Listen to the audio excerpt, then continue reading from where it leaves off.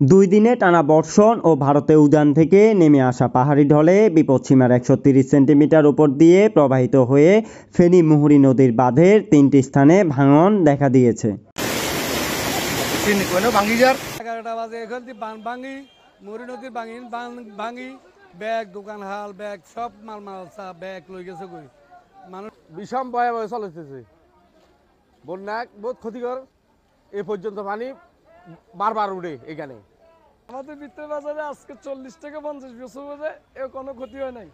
এমন কোন একটি লোক মানে ভোলা ছাড়া কোনো ঘরবাড়ি কোন দোকান বাড়ি কিছু বাঁচাতে পারে নাই।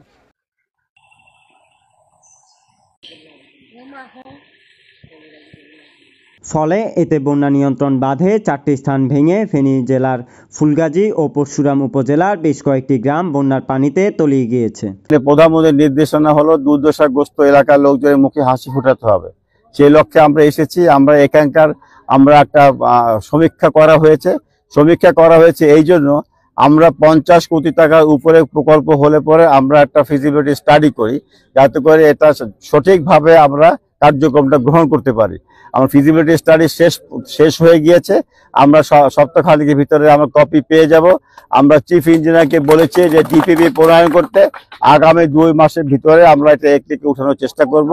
আমাদের ইচ্ছা হলো আগামী বর্ষা মৌসুমের আগেই আমরা এখানে কাজ শুরু করব। কিন্তু আপনাদের প্রতি অনুরোধ থাকবে যে আপনারা এই সংসদ সদস্যের সঙ্গে থাকবেন।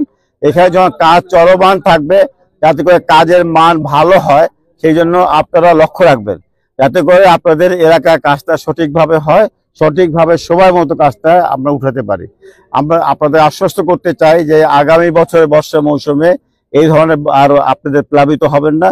আমরা এই এলাকাকে একটা সহনীয় পর্যায়ে আনতে সক্ষম হব। বারবার বাঁধ ভাঙ্গে, বারবার আমরা ছেলে মেয়ে কষ্ট করি, নদী ভাঙ্গে আর ভান্দিও না, কিছু করেও না।